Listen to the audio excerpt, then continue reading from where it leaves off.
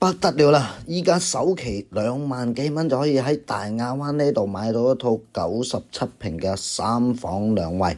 咁我依家咧喺嘅呢個地方咧就喺屏山河邊嘅七里香堤小區。跟住我左手邊嘅呢一部分，七里香堤嘅南區，16棟、12棟都喺度賣緊。最細戶型咧係97平到113、126個平嘅。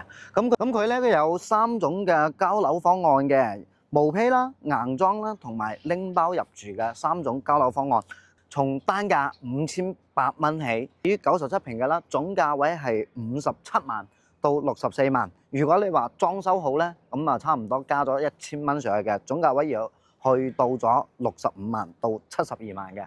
113平呢隻咧就係同埋126平都係屬於4+1房，整體嘅價位如果毛坯賣過嚟咧就係72萬起啦。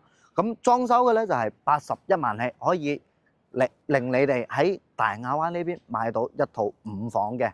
七里香堤北區咧已經全部交晒樓噶啦，咁樓下呢邊咧做咗個大型嘅美食街喺呢度嘅，咁同時咧左手邊依家嘅七里市場咧已經喺度招商當中，未來咧賣出各方面都會更加方便。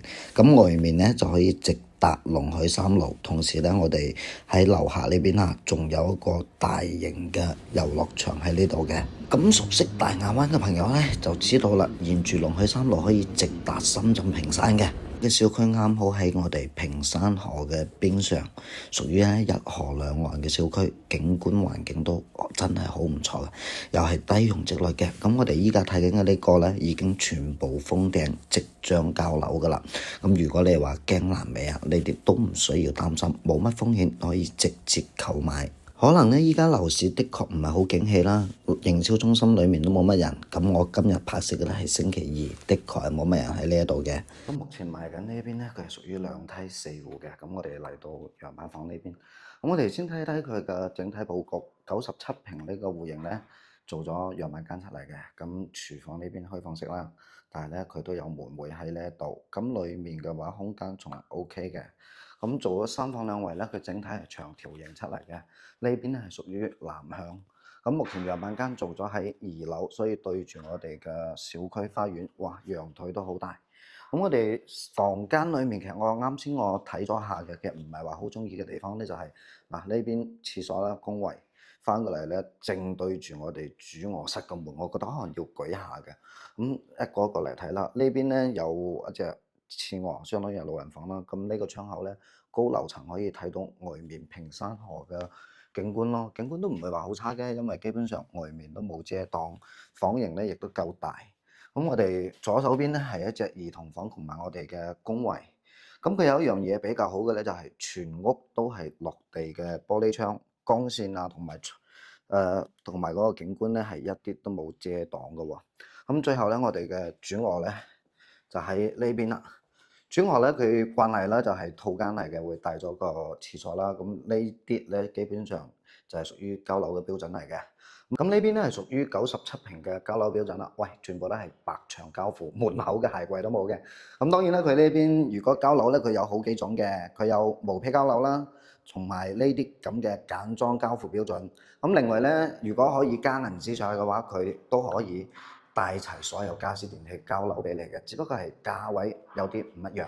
咁交付標準呢度咧，佢係屬於簡裝交付呢一套，咁可以睇睇啦。基本上都係全部嘅落地玻璃窗，光線唔會話好差嘅。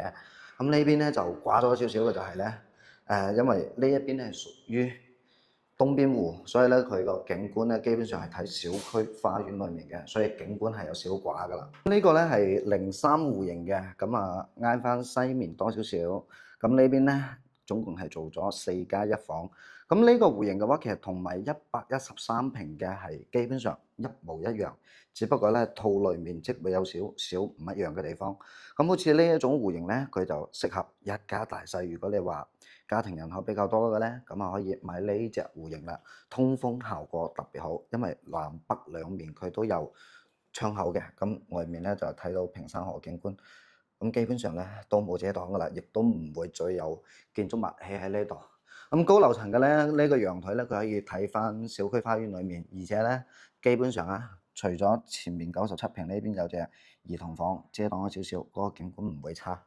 咁我哋裡面咧，佢有3個房間都會比較大嘅。嗱，呢邊同埋呢邊有個公衞，但係咧佢做咗5房出嚟之後咧，因為得2個衞生間，可能唔會話好夠。但係呢個得房率真係好正，126平同埋113個平嘅，佢都可以做到4+1房喎。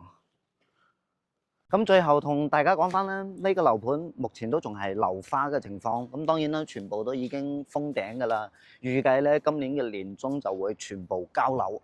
咁大部分咧，如果話類似於我哋香港人喺度買嘅咧，咁基本上都係考慮坪山河嘅景觀啊，同時咧佢離深圳坪山會比較近，咁後期咧自己唔住嘅，起碼都好出租啲。